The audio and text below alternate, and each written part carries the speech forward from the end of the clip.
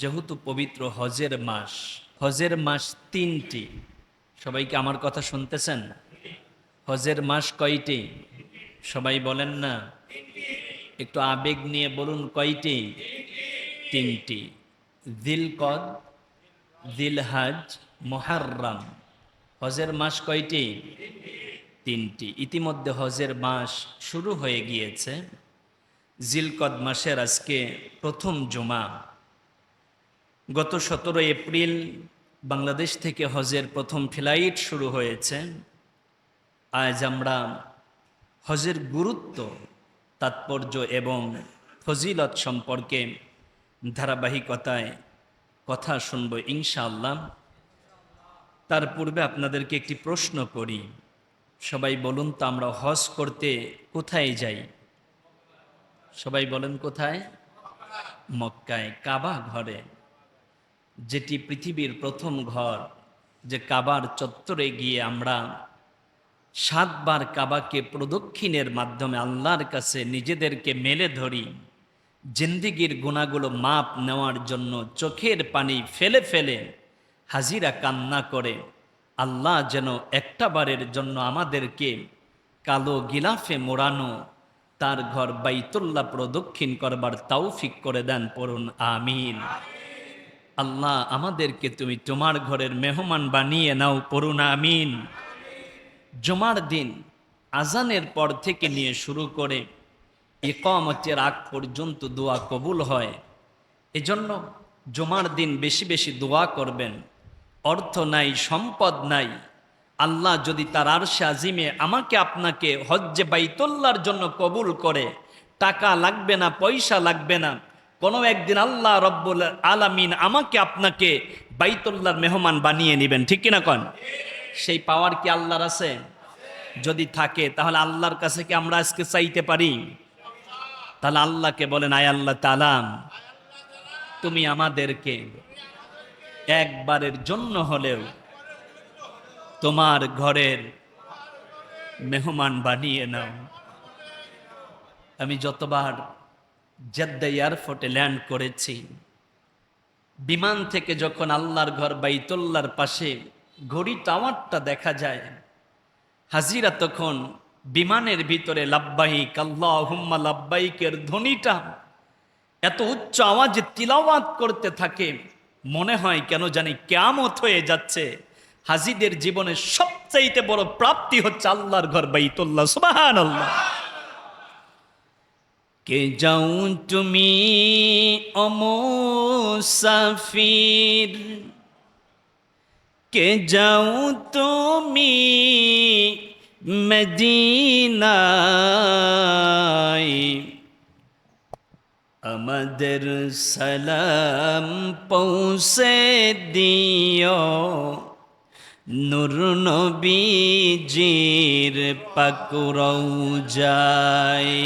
আমার বন্ধুগণ, আমার ভাইয়েরা, এই পৃথিবীর প্রথম ঘর খানায় কাবা বাইতুল্লাহ, আল্লাহর হাবিব প্যারা নবী, বিশ্ব মানবতার মহান বন্ধু, আমার আপনার নবী মুহাম্মদুর রাসূলুল্লাহ সাল্লাল্লাহু আলাইহি ওয়াসাল্লাম বলেন, উম্মত উম্মতিরা শোনো, আল্লাহর ঘর বাইতুল্লাহ কালো গিলাফে মোড়ানো কাবা যখন তোমরা প্রথম দেখো, দেখার পরে যেই দোয়া আল্লাহর কাছে করো, আল্লাহ রব্বুল আলামিন তোমাদের প্রথম দোয়াটা তার আরশে আজিমে কবুল করে নেয়। এই জন্য জীবনে কোনদিন যদি একবারের জন্য বাইতুল্লাহর মুসাফির হতে পারেন, আপনার হোটেল থেকে বের হয়ে আল্লাহর ঘরের দিকে একটা দৌড় দিবেন। আল্লাহর ঘরে কালো গেলাফে মোড়ানো বাইতুল্লাহ দেখার সাথে সাথে আল্লাহকে ডেকে ডেকে বলবেন, আয় আল্লাহ তাআলা, মক্কা মদিনাতে যতদিন থাকব, যতগুলো দোয়া করব, আল্লাহ প্রত্যেকটা দোয়া তুমি কবুল মঞ্জুর করে নিও, জোরে পড়ুন আমিন। তার মানে আপনি যদি এই কথা আল্লাহকে বলতে পারেন, আল্লাহ যতগুলো দোয়া মক্কা মদিনাতে করব তুমি কবুল করে নিও, তাহলে যেটা হবে, কাবা দেখার প্রথম দোয়া কে কবুল করেন? তাহলে এই দোয়াটাও কে কবুল করবেন? তার মানে মক্কা মদিনাতে 14 দিন থাকেন আর 20 দিন থাকেন, যতগুলো দোয়া করবেন আল্লাহ রাব্বুল আলামিন সব দোয়া কবুল করে নেবেন। আল্লাহ যেন আমাদেরকে যাবার তৌফিক করে দেন, পড়ুন আমিন। কাবা পৃথিবীর প্রথম ঘর, কাবা পৃথিবীর প্রথম ঘর। আদম আলাইহিস সালামের সৃষ্টির 2000 বছর পূর্বে আল্লাহ রব্বুল আলামিন ফেরেশতাদেরকে দিয়ে তার ঘর খানাই কাবা বাইতুল্লাহ বানিয়েছেন। বলুন আলহামদুলিল্লাহ। আল্লাহ রব্বুল আলামিন সেই কথা কোরআনুল হাকিমের মধ্যে জানিয়েছেন, শুনুন। ইন্না আউওয়ালা বাইতিন উদিআ লিন-নাস লাল্লাযী বিবাক্কাতা মুবারাকান ওয়া হুদাল লিল আলামিন। বলি আল্লাহু আকবার। আল্লাহ রাব্বুল আলামিনের প্রথম ঘর খানাই কাবা বাইতুল্লাহ। আল্লাহর প্রথম ঘর কি? তাহলে আমরা হজ করার জন্য কোথায় যাই? বাইতুল্লাহতে যাই।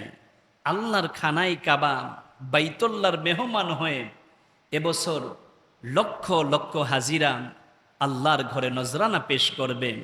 আল্লাহ কোনো একদিন যেন আমাদেরকেও কবুল করেন, পড়ুন আমিন। আল্লাহ রব্বুল আলামিনের নির্দেশনায় ফেরেশতারা আল্লাহর ঘর খানাই কাবা বাইতুল্লাহ নির্মাণ করলেন। ফেরেশতাদের নির্মাণের বহু বছর পর হযরত ইব্রাহিম আলাইহিস সালাম, আমাদের জাতির পিতা, আমাদের জাতির পিতা, নাম কি? সবাই বলেন না, নাম কি? ইব্রাহিম খলিলুল্লাহ, সন্তান ইসমাইল জাবিউল্লাহকে সাথে নিয়ে আল্লাহর ঘর খানাই কাবার পুনর্নির্মাণ বা সংস্কার করলেন। ইব্রাহিম আলাইহিস সালাম সন্তানকে সাথে নিয়ে যখন আল্লাহর ঘর বাইতুল্লাহ নির্মাণ করলেন, নির্মাণ করার পরে তিনি একটি দোয়া করেছিলেন, সে কথা আল্লাহ রাব্বুল আলামিন জানালেন। وَإِذْ يَرْفَعُ إِبْرَاهِيمُ الْقَوَاعِدَ مِنَ الْبَيْتِ وَإِسْمَاعِيلُ, ইসমাইলকে সাথে নিয়ে ইব্রাহিম আলাইহিস সালাম একটি দোয়া করলেন, আয় আল্লাহ তাআলা, তুমি আমার বংশধরদেরকে দিয়ে তোমার ঘর বাইতুল্লাহকে আবাদ করো, পড়ুন সুবহানাল্লাহ। আল্লাহর ঘর বাইতুল্লাহ এখন আবাদ হচ্ছে ইব্রাহিম আলাইহিস সালামের সন্তানদেরকে দিয়ে, পড়ুন সুবহানাল্লাহ। কারণ আমাদের জাতির পিতার নাম কি? তা আমাদের পিতা যদি ইব্রাহিম হন, আমরা তার কি সন্তান? ইব্রাহিম আলাইহিস সালামের লাখ লাখ সন্তান প্রতিদিন আল্লাহর ঘর খানাই কাবা তাওয়াফ করে, সুবহানাল্লাহ। 24 ঘন্টার 1 সেকেন্ডও আল্লাহর ঘর খানাই কাবা তাওয়াফ বন্ধ থাকে না। এটাই আল্লাহর ঘর বাইতুল্লাহর অনেক বড় মুজিজা, সুবহানাল্লাহ। এটা আল্লাহর নিদর্শন। এ কাবায় যারা গিয়েছেন তারা নিজেদেরকে মানাতে পারেন না, বারে বারে আল্লাহর ঘরে যেতে চান। আর যারা এখনো যাননি তারা আল্লাহর ঘর দেখতে চান, কারণ আল্লাহর ঘর বাইতুল্লাহ দেখার মধ্যে অন্তরের প্রশান্তি, হৃদয়ের পূর্ণতা এবং জিন্দিগির গুনাহ মাপের একটি অপূর্ব সুযোগ থেকে যায়, সুবহানাল্লাহ। এজন্য আমার ভাইয়ের, ইব্রাহিম আলাইহিস সালাম তার সন্তান ইসমাইলকে নিয়ে খানায় কাবা যখন নির্মাণ করলেন, সংস্কার করলেন, আল্লাহ রাব্বুল আলামিন ডাক দিয়ে বললেন, ও আমার ইব্রাহিম, তুমি মানুষদেরকে আমার ঘরের মেহমান হিসাবে ডাক দাও, আমার ঘরে আসার জন্য আহ্বান করো। আমি আল্লাহর ঘরে হাজিরা দেওয়ার জন্য তাদেরকে তুমি ডাকো। আল্লাহ রাব্বুল আলামিন সেই ডাক শিখিয়ে দিলেন। وَأَذِّنْ فِي النَّاسِ بِالْحَجِّ يَأْتُوكَ رِجَالًا وَعَلَى كُلِّ ضَامِرٍ يَأْتِينَ مِنْ كُلِّ فَجٍّ عَمِيقٍ। আল্লাহু আকবার। আল্লাহ রাব্বুল আলামিন বললেন, ইব্রাহিম, তুমি আমার বান্দাদেরকে আমার ঘরে আসার জন্য আজান দাও। ও আযিন ফিন্নার, সরি ওয়াজ্জিং ফিন নাস, তুমি মানুষদেরকে আমি আল্লাহর ঘরের দিকে আসার জন্য দাওয়াত দাও। আচ্ছা বলেন, ইব্রাহিম আলাইহিস সালাম যখন দাওয়াত দিয়েছিলেন কিংবা আহ্বান করেছিলেন, ডেকেছিলেন, তখন আমরা কি জীবিত ছিলাম? আমরা কি দুনিয়াতে ছিলাম? তবে আমরা ছিলাম আলামে রুহু জগতে। আমরা ছিলাম কোথায়? আমরা ছিলাম আলামে রুহু জগতে। তাফসিরে কুরতুবির ভিতরে আবু আব্দুল্লাহ মুহাম্মদ ইবনে কুরতুবি রহিমাহুল্লাহ খুব চমৎকার করে তিনি লিখেছেন, আমরা যখন আলামে রুহু জগতে ছিলাম আর ইব্রাহিম খলিলুল্লাহ শিহাবে আবি তলিব নামক জেলখানার পাশে জাবালে আবু কুবাইসের উপরে দাঁড়িয়ে যখন মানুষদেরকে হজের জন্য ডেকেছিল, তখন আলামে রুহু জগৎ থেকে যারা লাব্বাইক আল্লাহুম্মা লাব্বাইক বলেছিল, তারা জীবন একটা বারের জন্য হলেও আল্লাহর ঘর বাইতুল্লাহর মেহমান হয়ে যায়। যারা আল্লাহর ঘরে যাওয়ার সৌভাগ্য অর্জন করেছেন, আপনি আলামে রুহু জগতে ছিলেন, বাবা ইব্রাহিম খলিলুল্লাহর আজানে আপনি লাব্বাইক বলার কারণে আপনি আল্লাহর ঘরের মেহমান হতে পেরেছেন। যারা আলামে রুহু জগতে লাব্বাইক বলেছিলেন, এখনো যেতে পারেন নাই, তারা মরণের আগে হলেও একবারের জন্য আল্লাহর ঘরের মেহমান হতে পারবেন, পড়ুন আমিন। আমার বন্ধুগণ, আমার ভাইয়েরা, ইব্রাহিম আলাইহিস সালাম আল্লাহকে ডেকে বলেছিল, আয় আল্লাহ তাআলা, আমি যে মানুষদেরকে ডাকবো, কিন্তু এখানে তো আমি ইব্রাহিম, আমার সন্তান ইসমাইল এবং আমার সহধর্মিনী হাজেরা ছাড়া আর কেউ নাই, তাহলে মানুষ শুনবে কিভাবে? আল্লাহ রব্বুল আলামিন বললেন, ইব্রাহিম, এটি আমার অর্ডার, তুমি আমার আদেশ পালন করবে। মানুষের কর্ণ কহরে এই আজানের ধ্বনি পৌঁছে দেওয়ার দায়িত্ব আমি আল্লাহর। সুবহানাল্লাহ। ইব্রাহিম খলিলুল্লাহ জাবালে আবু কুবাইসের উপরে দাঁড়িয়ে হজের জন্য আমাদেরকে ডেকেছিলেন। হয়তো তার ডাক সর্বোচ্চ এদিকে ওদিকে 1-2 কিলোমিটার পর্যন্ত পৌঁছে যায়, কিন্তু আল্লাহ রব্বুল আলামিন তার ঘর বাইতুল্লাহ কিয়ামত পর্যন্ত আবাদ করার জন্য ইব্রাহিম খলিলুল্লাহর ডাক তামাম বিশ্বময় পৌঁছে দিয়ে আলমে রুহ জগৎ পর্যন্ত পৌঁছে দিয়েছেন। তামাম পৃথিবীর প্রান্তে প্রান্তে ইব্রাহিম খলিলুল্লাহর আজানের ধ্বনি পৌঁছে গিয়েছে, আলামে রুহু জগতে পৌঁছে গিয়েছে। আমরা যারা লাব্বাইক বলেছিলাম তারা আল্লাহর ঘরের মেহমান হতে পেরেছি। আমি আজকে আপনাদেরকে নিয়ে দোয়া করছি, আল্লাহ যেন আমাদেরকেও তার ঘরের মেহমান বানান, পড়ুন আমিন। এইবার আমার ভাইয়েরা, ইব্রাহিম খলিল ডাক দিয়ে বলল, আয় আল্লাহ তাআলা, জনমানবহীন একটি মরুময় এলাকা, এ জায়গায় আমার ডাককে শুনবেন। আল্লাহ রব্বুল আলামিন বললেন, ইব্রাহিম তুমি ডাক দাও, ডাকার দায়িত্ব তোমার, আর ডাক সমগ্র রুহ জগতে পৌঁছে দেওয়ার দায়িত্ব আমি আল্লাহর। এজন্য আপনি আল্লাহর জন্য যদি করতে পারেন, আল্লাহর জন্য যদি আপনি কাজ করতে পারেন, প্রতিদান কে দিবেন? সবাই বলেন না, কে দিবেন? আপনি নামাজ পড়বেন কার জন্য? আপনি হজ করবেন কার জন্য? ইন্না সলাতি ওয়া নুসুকি ওয়া মাহইয়ায়া ওয়া মামাতি লিল্লাহি রাব্বিল আলামিন। আপনার নামাজ, আপনার হজ, আপনার বেঁচে থাকা সব হবে কার জন্য? কিন্তু দেখা যায় অনেক হাজি আছে, টাকা আছে, বাইতুল্লাহর মেহমান হয়ে আসার পরে তারা হাজি সাহেব না বললে মন খারাপ করে। এরকম হাজি আছে না? আপনি তো হাজি শোনার জন্য হজ করেন নাই, বরং আপনার টাকা আছে, আল্লাহর ফরজ বিধান হয়েছে, আপনি আপনার উপরে যে ফরজ বিধান ছিল সেটা পালন করার জন্য হজ করছেন। দুনিয়ার মানুষ আপনার হাজি বলুক আর না বলুক কিচ্ছু আসে যায় না, আল্লাহর কাছে আপনি হাজি হইতে পারছেন কিনা সেইটা চিন্তা করেন। এক মাহফিলে সভাপতি হাজি সাহেব, কিন্তু আমি হাজি না বইলা শুধু নাম পড়ছি, পরে পাশের থেকে আমারে ডাক দিয়া বলে, হুজুর নামের আগে, মানে আমার এটা বুঝাইতেছে হুজুর হাজি আছে, এটা আপনি দেখেন নাই। তার মানে হাজিটা এখন আমাদের একটা ফ্যাশন হয়ে গিয়েছে, হাজিটা আমাদের একটা লকব হয়ে গিয়েছে। আমরা কি হাজি হওয়ার জন্য হজ করি নাকি আল্লাহ সন্তুষ্টির জন্য হজ করি? আল্লাহ যেন তার সন্তুষ্টির জন্য আমাদেরকে হজ করবার তৌফিক দান, পড়ুন আমিন। এই জন্য হাজি যারা আছেন, বাইতুল্লাহর মেহমান যারা আছেন, আপনাকে কেউ হাজি বলুক আর না বলুক কিচ্ছু আসে যায় না। আপনার হাজি হওয়ার দরকার দুনিয়ার মানুষের কাছে না আল্লাহর কাছে? আল্লাহর কাছে যদি আপনি হাজি হতে পারেন, মায়ের পেটের থেকে সন্তান বের হলে তার যেমন গুনাহ থাকে না, আপনি আল্লাহর কাছে হাজির হতে পারলে আপনি নিষ্পাপ এবং বেগুনা মাসুম হয়ে যান। সুবহানাল্লাহ। কিন্তু কত মানুষ হজ করে আসার পরে দুর্নীতি করে, কত মানুষ হজ করে আসার পরে অহংকার করে, কত মানুষ হজ করে আসার পরে বড়াই করে, অহমিকা করে, গর্ব করে। আরে বেটা আমারে চেনো, আমি এখন হাজী সাহেব, আমি এখন মাওলানা সাহেব, আমি এখন বক্তা। এগুলো বড় পরিচয়? হজরতে উমর রাদিয়াল্লাহু তাআলা আনহু রাস্তা দিয়ে হাঁটতেছেন, হঠাৎ করে ষোড়শী তন্নি যুবতী এক মেয়ে রাস্তার সামনে দাঁড়ানো, ঘোড়ার উপরে সাওয়ারি। হজরতে উমর রাদিয়াল্লাহু তাআলা আনহু ডাক দিয়ে বললেন, মা তুমি একাকী নীরবে নিবৃতে গভীর রাতে কেন ছুটতেছ? তোমার কি একটাবার ভয় করে না?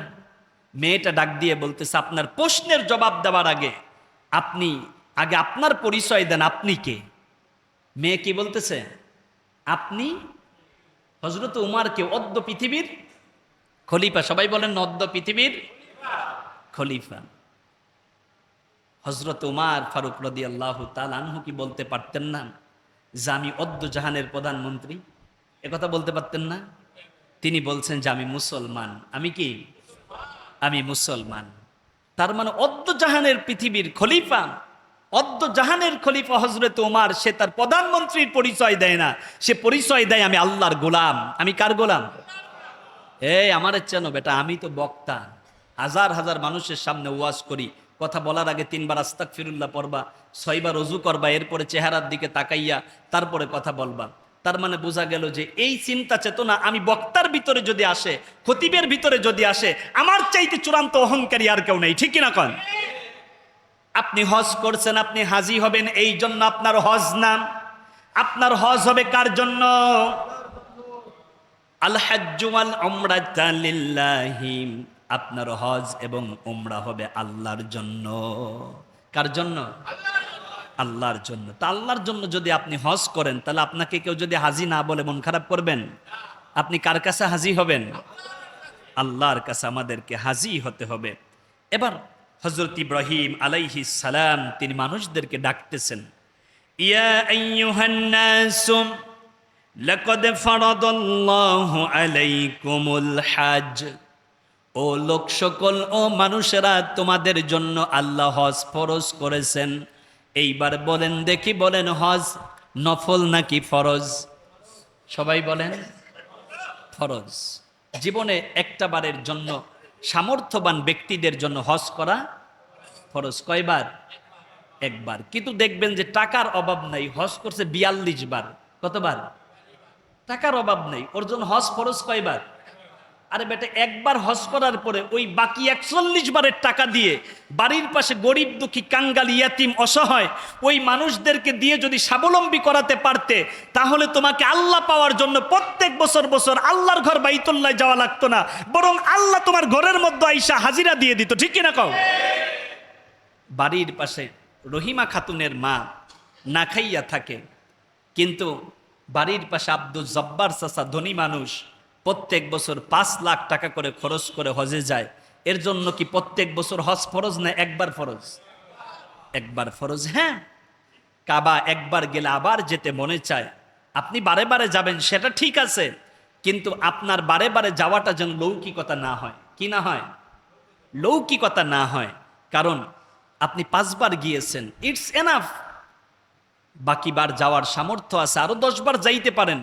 ওই টাকা দিয়ে আপনার বাড়ির পাশের গরিব মানুষকে আপনি একটু থাকার ব্যবস্থা করে দেন, খাওয়ার ব্যবস্থা করে দেন, অসহায় বিধবা নারী তার একটা বাড়ির ব্যবস্থা করে দেন, একটা টিউবওয়েলের ব্যবস্থা করে দেন। খুশি হবেন কে? আল্লাহ রব্বুল আলামিন খুশি হয়ে যাবেন। এরপরে ইব্রাহিম আলাইহিস সালাম বললেন, ফাআদ্দুহু, অতঃপর তোমরা হজ পালন করো। তোমরা হজ কি করো? তাহলে যাদের সামর্থ্য আছে তাদের জন্য হজ জীবনে কয়বার করা ফরজ? সবাই বলেন না কয়বার? একবার হজ করা ফরজ। আমার বন্ধুগণ, হজ্জে বাইতুল্লাহ আপনি যখন যাবেন, তখন আল্লাহর ঘর খানায় কাবা বাইতুল্লাহ আছে হাজারো নিদর্শন। বলুন সুবহানাল্লাহ। আল্লাহ রাব্বুল আলামিন বললেন, ফিহি আয়াতুম বাইয়িনাতুম মাকামু ইব্রাহিম। আমি আল্লাহর ঘর বাইতুল্লাহ, আমি আল্লাহর ঘর খানায় কাবা। আমার ঘরের ভিতরে অসংখ্য অগণন নেয়ামত রয়েছে, অসংখ্য অগণন নিদর্শন রয়েছে।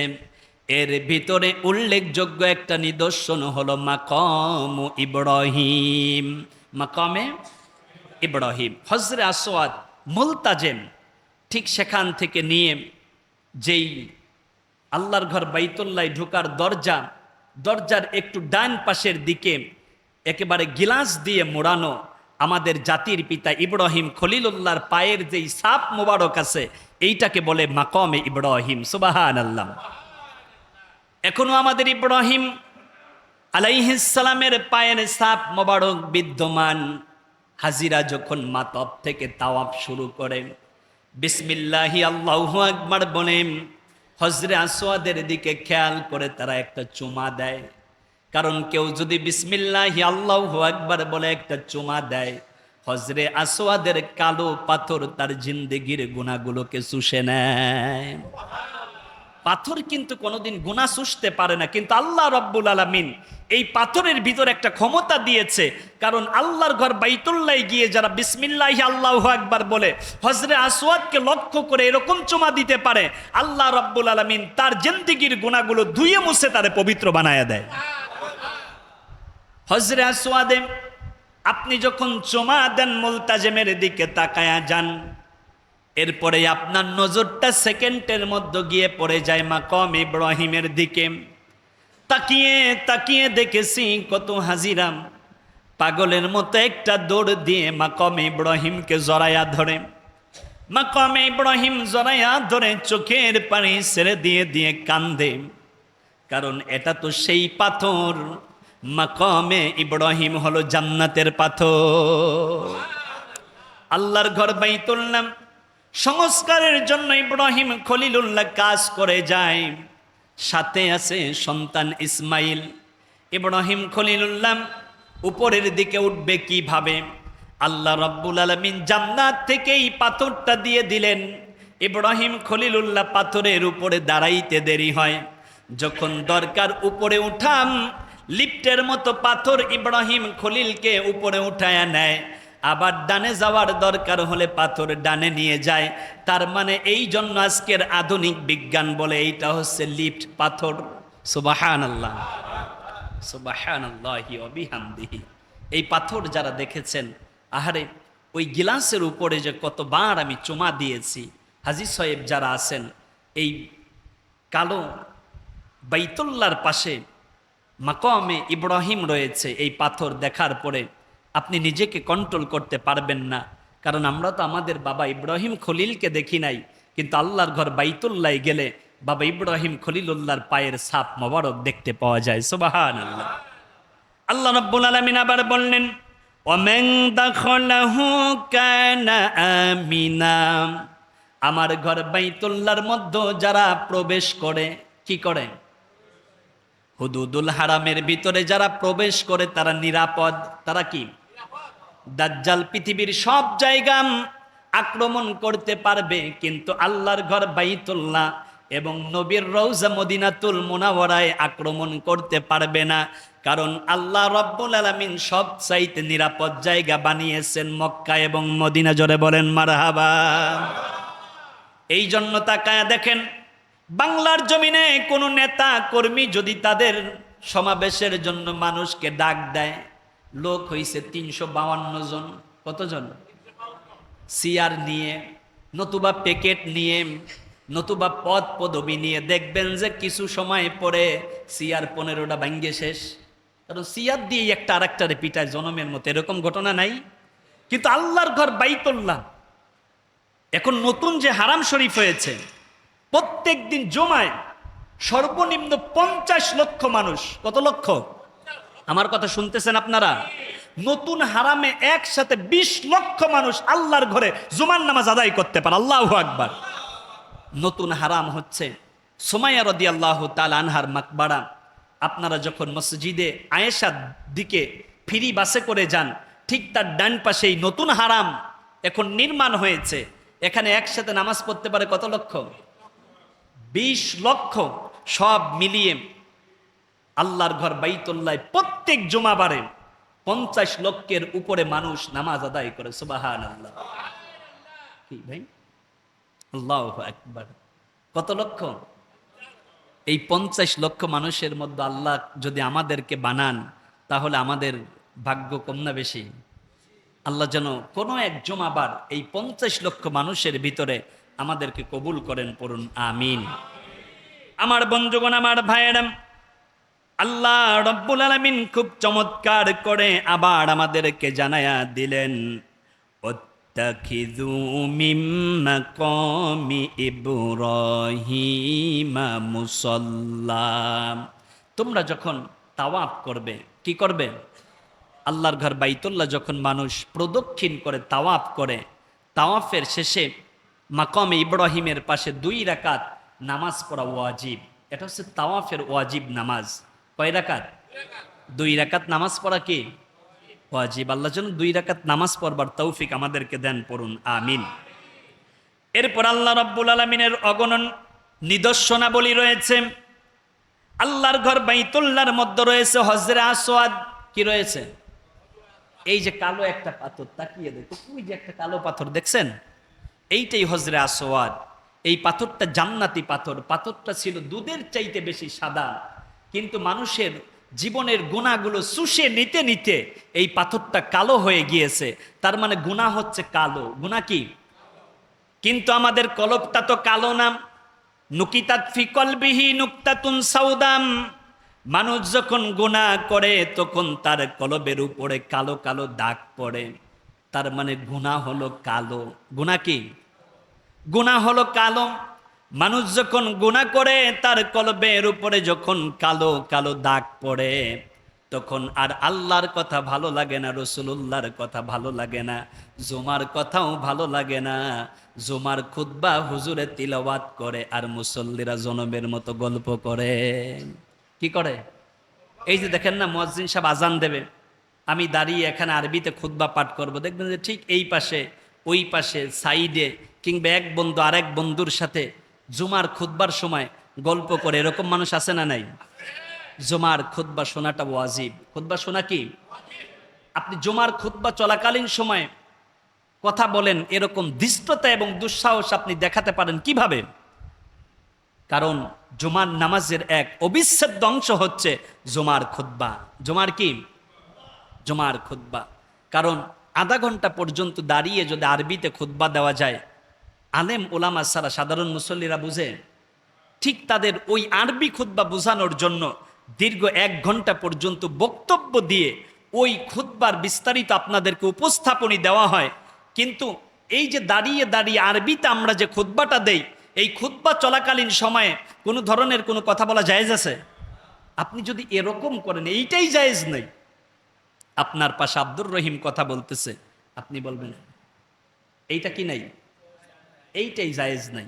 কিন্তু এইটা তো দূরের কথা, আপনি আরেকজনের ডাক দিয়ে বলেন, এই তুই আজকে দেরি করে আইলি কেন? এত আগুর আইসা কি কর্ম? আমাদের দিকে বলে আগুর। আগুর মানে আগে আগে। আগুর মানে কি? আগে আগে। এত আগে এসে কি করব? কিন্তু জুমার দিন আর নাবি মানে হচ্ছে দেরিতে। নাবি মানে কি? দেরিতে। এটা আমাদের এলাকার আঞ্চলিক ভাষা। আগুর মানে আগে আর নাবি মানে দেরিতে। এখন আমাদের মসজিদে আগুর মুসল্লি বেশি না নাবি মুসল্লি বেশি? নাবি মুসল্লি বেশি, মানে দেরিতে আসা মুসল্লি বেশি। কিন্তু আল্লাহর কথা হচ্ছে জুমার দিন আজান হওয়ার সাথে সাথে দুনিয়ার ক্রয় বিক্রয় সব বাদ দিয়ে তুমি আল্লাহর ঘরে হাজিরা দিয়ে দেবা। কারণ জুমার দিন আজানের পরে দুনিয়ার কাজ করা হালাল না হারাম? হারাম। হারাম কাজ করে যদি আপনি সন্তানকে খাওয়ান, ওই সন্তান আপনার কথা শুনবে, আপনি চিন্তা করেন কিভাবে? এজন্য জুমার আজান হওয়ার আগে আল্লাহর ঘর মসজিদ আসতে হবে। এটা কি হুজুরের কথা না আল্লাহর কথা? কারণ হুজুরের কথা হয়তো প্রতিনিয়ত শুনি, কিন্তু হুজুরের কোরআনের আয়াত তো হুজুরের আয়াত নাম। হুজুরের বক্তব্যের তিলাওয়াতের হাদিসের অংশ তো হুজুরের কথা না, রাসূলুল্লাহর কথা। তার মানে দুনিয়ার কোন আলেম ওলামা আল্লাহ এবং তার রসুলের কথা যেভাবেই বলুক, ওই কথা হুজুরের না, ওই কথা ইমামের না, আল্লাহ এবং তার রসুলের কথা। আল্লাহ এবং তার রসুল যত বড়, আল্লাহ এবং রসুলের কথাও তত বড়। আল্লাহর কথা বলা হয়, কোরআনের তিলাওয়াত করা হয়, ওই সময় মুসল্লিরা গল্প করেন। তার মানে আপনি কোরআনকে ডিনাই করলেন। কোরআনকে কি করলেন? কোরআনকে ডিনাই করলেন। এইটাকে আরবিতে বলে মাহজুর। তার মানে এইদিকে কোরআনের তিলাওয়াত হয়, এদিকে হাদিসের বক্তব্য হয়, সেইটা বাদ দিয়ে আপনি অন্য মনস্ক থাকেন, গল্প করেন, কথা বলেন। তার মানে আপনি কোরআনকে ইগনোর করার কারণে কিয়ামতের ময়দানে কোরআন আপনার বিপক্ষে মামলা দায়ের করবে। এইখানে সুবহানাল্লাহ বলবেন না নাউজুবিল্লাহ বলবেন? ইয়াকুলুল কুরআনু ইয়া রাব্বাল আলামিন ইন্না আবদাকা হাযা ইত্তাখাযানি মাহজুরা ফাকদি বাইনা ওয়া বাইনাহু। আল্লাহর কোরআন ডাক দিয়ে বলবে, আয় আল্লাহ তাআলা, এই তোমার নাফরমান। কোরআন কি বলবে? এই তোমার নাফরমান। খতিব সাহেবের তিলাওয়াত ছিল খুতবার ভিতরে, তাবারাকাল্লাযী জাআলা ফিস সামাই বুরুজান ওয়া জাআলা ফিহা। এটা কার আয়াত? এখন আল্লাহর কোরআনের আয়াত যখন তিলাওয়াত হয়, চুপচাপ ওই তিলাওয়াত শুনতে হয়। আর আমরা যখন দাঁড়িয়ে দাঁড়িয়ে খুতবা দেই, এই খুতবার ভিতরে প্রথমত থাকে আল্লাহর কোরআনের আয়াত। কি থাকে? আল্লাহর রসুলের হাদিস। খতিব সাহেব দাঁড়িয়ে দাঁড়িয়ে আল্লাহর কোরআনের তিলাওয়াত করেন। খতিব সাহেব দাঁড়িয়ে দাঁড়িয়ে খুতবার ভিতরে রসুলুল্লাহর হাদিস তিলাওয়াত করে। আর আমার মুসল্লিরা সেইটা শোনা বাদ দিয়ে তারা গল্প করে, হাসাহাসি করে, তামাশা করে, ঠাট্টা করে। তারা কি মসজিদের মধ্যে ঠাট্টা করলো নাকি আল্লাহর কোরআনের সাথে বেয়াদবি করলো? কি সবাই বললেন না যে হুজুরের সাথে আপনি বেয়াদবি করলেন? করতে পারেন, কিছু যায় আসে না, হুজুরেরও যায় না, আপনারও আসে না। কিন্তু আল্লাহর কোরআনের সাথে যদি আপনি একটা বারের জন্য বেয়াদবি করেন, কোরআনকে মাহজুর করেন, আল্লাহর কোরআন মামলা দায়ের করলেন, ওই মামলা ভাঙ্গাইবে এরকম উকিল কি হাসরের ময়দানে পাবেন? আরে মিয়া, হাসরের ময়দান আপনার সুপারিশ যিনি করবেন সেই রাসূলুল্লাহ তো মামলা দায়ের করবেন। ওয়াকালার রাসূলু ইয়া রাব্বাল আলামিন। আল্লাহর রসুল ডাক দিয়ে বলবেন, আয় আল্লাহ জালাম, তোমার এই বান্দা দুনিয়াতে কোরআন মানে নাই, আলেম ওলামা কোরআনের তেলাওয়াত করতো, কোরআনের কথা বলতো, সেইটা বাদ দিয়ে তোমার এই বান্দা অন্য মনস্ক থাকতো। আজকে আমি রসুল্লাহ আমার উপরে নাজিল হওয়াম, কোরআনের সাথে বেয়াদবি করার কারণে নামধারী বেয়াদব মার্কা উম্মতের বিপক্ষে মামলা দায়ের করলাম। নাউজুবিল্লাহি মিন যালিক। মামলা দায়ের করবে কোরআন, মামলা দায়ের করবে রসুল। কোরআন যদি আপনার নামে মামলা দেয়, রসুল যদি ওই মামলার বাদী হয়ে যায়, ওই মামলা ভাঙ্গানোর মতো দুঃসাহস আপনি দেখাতে পারবেন? তাহলে আজকের থেকে খুতবা চলাকালীন সময়ে জনমের মতো গল্প হবে, ঠিক কিনা? কি হইবে না? কারণ একটু গল্প না করলে কি প্রাইভেসি থাকে? আমরা ব্যাপারী বংশের মানুষ, আমরা সর্দার বংশের মানুষ, আমরা বাইতুল আমান পঞ্চায়েতবাসী। আমরা যদি একটু খুতবার সময় হুজুর কথাই না বলি, তাহলে বংশীয় গৌরব থাকে? এটা চলবে? মসজিদের মধ্যে কি কোনো বংশীয় গৌরব থাকে? কামার তাঁতি জেলে সুইপার থেকে শুরু করে এই মসজিদের সভাপতি মোতাওয়াল্লি ইমাম খতিব মসজিদে ঢোকার সাথে সাথে কার গোলাম হয়ে যায়? আমি আপনাদের ইমাম, কিন্তু বাসা থেকে বের হতে 30 সেকেন্ড দেরি হয়ে গেছে, মুয়াজ্জিন সাহেব নামাজে দাঁড়িয়ে গিয়েছেন, ওই সময় আমি আর ইমাম থাকি না, আমিও মুক্তাদি হয়ে যাই। কি হয়ে যাই? তার মানে বোঝা গেল আপনার ইমামগিরি আছে, খতিবগিরি আছে, বক্তাগিরি আছে। জামাত যখন দাঁড়িয়ে যায় আপনার বক্তাগিরিও থাকে না, খতিবগিরিও থাকে না, আপনি তখন মুসল্লি হয়ে যান। কি হয়ে যান? নাকি মুয়াজ্জিন একামত তাকবীরে তাহরিমা বাদে আল্লাহু আকবার আলহামদুলিল্লাহি রাব্বিল আলামিন, পিছন থেকে আমি এই কথা বলবো, আয় মুয়াজ্জিন সাহেব থামেন, মিয়া আমি পিছনে চলে এসে আপনি দেখেন না? কি এই কথা বলবো? না, আমি না ইমাম। তার মানে কি? একামত হয়ে গিয়েছে, যিনি তাকবীরে তাহরিমা বেঁধেছে, যদি কাবার ইমামও আসেন তিনি পিছনে কি করবেন? ইক্তেদা করবেন। কিন্তু অনেক সময় দেখা যায় একজন মানুষ বসে গিয়েছে, তারে একটু সরাইয়া দিয়ে বলে যে, মানে এটারে কি বলে, ভাগ, এটা চাপ, মসজিদের মধ্যে যদি 3 বছরের একটা বাচ্চাও এই জায়গা বসে কি করে, এই জায়গাতেও বসে মুয়াজ্জিন সাহেব এই কথা বলতে পারবেন না তুমি এখান থেকে সরো, কারণ ইমামের পরে কার অবস্থান? কথা বলছেন না কেন? ইমামের পরে মুয়াজ্জিন সাহেব এই কথা বলতে পারবেন না তুমি এখান থেকে সরো। তা মুয়াজ্জিন যদি বলতে না পারে ইমাম বলতে পারবে? ইমাম যদি বলতে না পারে সভাপতি পারবে? তো সভাপতি যদি না পারে মুতাওয়াল্লি পারবে? তার মানে যে যেখানে জায়গা পাবে সেখানেই বসবে। কারো জায়গা থেকে কাউকে সরাইয়া দিয়া উঠাইয়া দেয়া বসার মতো দুঃসাহস আল্লাহর ঘর মসজিদে, এই দুঃসাহস দেখানোর মতো পারমিশন আল্লাহ আপনাকে দেয় নাই। ভুলেও এই কাজ করা যাবে না। কি করা যাবে না? ভুলেও এই কাজ করা যাবে না। এতে করে আল্লাহ রব্বুল আলামিন, আল্লাহর রসুল এবং আল্লাহর ফেরেশতারা আপনার উপরে লানত দিতে থাকে। আপনি কি ফেরেশতাদের লানত নিতে চান? আপনি কি জিল্লতি নিতে চান? যদি নিতে না চান তাহলে আপনি যখন আল্লাহর ঘরে ঢুকবেন তখন আপনি কার গোলাম? ইমাম কার গোলাম? সভাপতি কার গোলাম? সবাই যদি আল্লাহর গোলাম হই তাহলে আল্লাহর ঘর মসজিদে আসার পরে নিজের অহমিকা, অহংকার, গর্ব খর্বের কোনো সুযোগ থাকবে? আল্লাহ অহংকার মুক্ত জিন্দেগি গঠনের তৌফিক দান করো, পড়ুন আমিন। আমি বলতেছিলাম হজরে আসওয়াদের কথা। হজরে আসওয়াদ কোন জায়গার পাথর? জান্নাতের পাথর। আল্লাহর রসুল বললেন আল হাজারুল আসওয়াদু মিনাল জান্নাম। আল্লাহ রব্বুল আলামিনের জান্নাতি পাথর হচ্ছে হজরে আসওয়াদ। কিয়ামতের দিনে এই পাথরের 2টা চোখ হবে। কয়টা? 2টা চোখ হবে, একটা জিহবা হবে।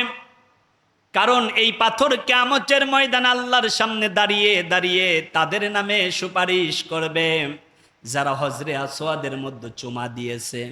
কি করেছে? একবার বলেন না সুবহানাল্লাহ। তবে হজরে আসওয়াদে চুমা দেওয়াটা বাংলাদেশিদের জন্য খুব কষ্টসাধ্য ব্যাপার। এজন্য আপনারা ওখানে গিয়ে গাদাগাদি করে চুমা দেওয়ার জন্য পাগল পাড়া হবেন না। একবার যে ঢোকে, আমি বেশ কয়েকবার চুমা দিয়েছি, এবার চিন্তা করেছি এরপরে যতবার যাব বীর যদি বেশি দেখি দূরের থেকে বিসমিল্লাহি আল্লাহু আকবার বলে চুমা দিব, আর কষ্ট করে ওই জায়গা গিয়ে চুমা দেওয়ার জন্য পারাপারি করব না। কারণ চুমা দিতে গেলে আপনার মন এই কথা বলবে যে আমার চুমা দেওয়ার দরকার নেই, আল্লাহ আমার জীবনটা আগে বাঁচাও। কারণ ওই জায়গায় গেলে মানুষের আবেগ অনুভূতিটা এমন, কারণ সবাই চায় ওই পাথরের মধ্যে চুমা দিতে। কি করতে? চুমা দেওয়াটা আপনার জন্য একেবারে মুখ দিয়ে চুমা দেওয়াটা আপনার জন্য আবশ্যক না। দূর থেকে যদি বিসমিল্লাহি আল্লাহু আকবার বলে আপনি চুমা দেন তাতেই আপনার হক আদায় হবে, জিন্দিগির গুনাহগুলো মাফ হবে, পড়ুন আমিন। আমরা একেবারে শেষ প্রান্তের দিকে চলে আসতেছি। তাহলে হজরে আসওয়াদের চোখ হবে কয়টা? জিহবা হবে কয়টা?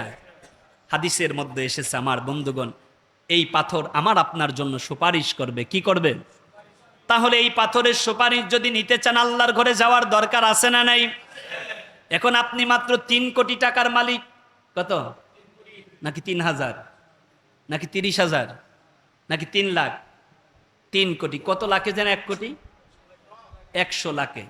তার মানে 300 লাখ টাকার মালিক যিনি, তিনি কয় কোটি টাকার মালিক? 3 কোটি। হজ করতে মোটামুটি 5-7 কোটি লাগে নাকি? কত কোটি লাগে? এখন 5 লাখ 5.5 লাখ হইলে হজ করা যায়। কত লাখ? আমি করোনার আগে বড় হজের জন্য আবেদন করলাম, টাকাও জমা দিলাম, কিন্তু ভাগ্যের কি এক নির্মম পরিহাস, করোনা আসার পর আর সুযোগ হলো না। করোনা পরবর্তী সময়ে তো আপনাদের এখানেই চলে আসলাম। এই 3 বছরের ভিতর আর আমার যাওয়ার সুযোগ হয় নাই। আমিও আপনাদের কাছে দোয়া চাই যে আল্লাহ যেন আমাকে সহ আপনাদেরকে যাবার তৌফিক দান, পড়ুন আমিন। আল্লাহ যেন আমাকে বড় হজ করার তৌফিক দান, পড়ুন আমিন। আল্লাহ যেন আপনাদেরকেও আল্লাহর ঘরের মেহমান বানাক, পড়ুন আমিন। তাহলে টাকা লাগবে কয় লাখ? 5 লাখ। কত লাখ? আর 40 দিন পরিবার রেখে যাবেন, পরিবার খাইতে লাগবে 50,000। কত হাজার? 50,000। আপনার কাছে যদি বর্তমান বাজারে 6 লাখ টাকাও ক্যাশ থাকে তাহলে আপনার জন্য একবার হজ করা কি? বলবেন হুজুর আমার কাছে তো টাকা নাই, আমার 3 কোটি টাকা ছিল, ব্যবসার জন্য জমি কিনছি 2টা। কিসের জন্য? ব্যবসার জন্য জমি কেনাটা আপনার জন্য তো এই মুহূর্তে ফরজ হয় নাই, হজ করাটা ফরজ ছিল। হজ করাটা কি? কারণ আপনি 3 কোটি দিয়ে জমি কিনলেন কেন? আপনি 2 কোটি 96 লাখ টাকা দিয়ে জমি কিনতেন, বা 94 লাখ টাকা দিয়ে জমি কিনতেন, 6 লাখ টাকা দিয়ে আপনি হজ করে আসতেন। কারণ হজ আপনার জন্য জীবনে একটা বারের জন্য কি?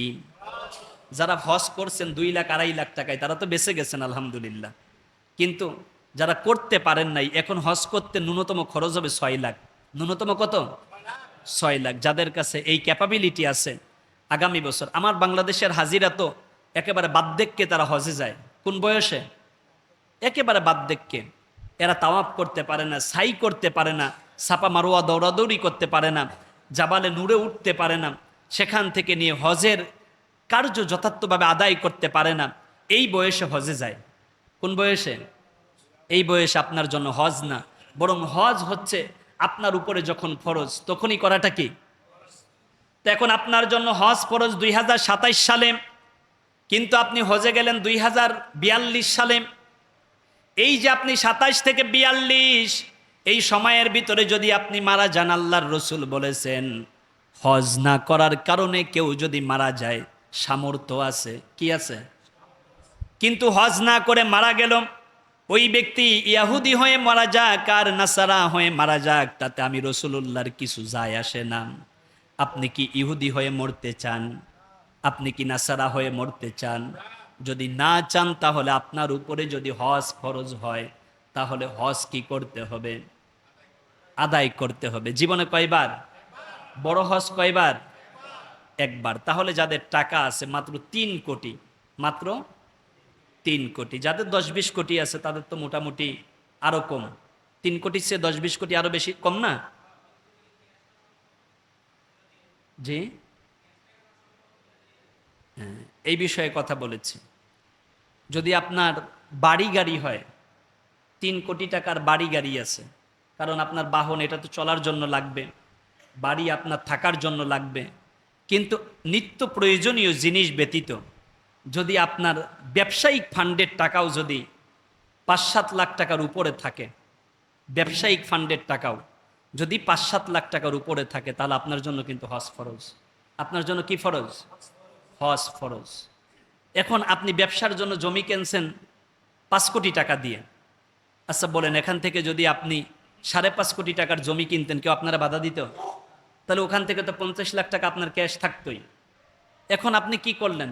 জাকাত দেওয়ার আগে আপনি আপনার যত টাকা পয়সা আছে ওই টাকা দিয়ে একটা জমি কিনে ফেললেন, আর বললেন যে জাকাত দেওয়ার মতো টাকা তো আমার কাছে নাই, জমি কিনে ফেলছি, তাহলে জাকাতটা দেবো কেমনে? তার মানে বোঝা গেল যে এই জায়গায় একটা টাউটি আছে। এই জায়গায় কি আছে?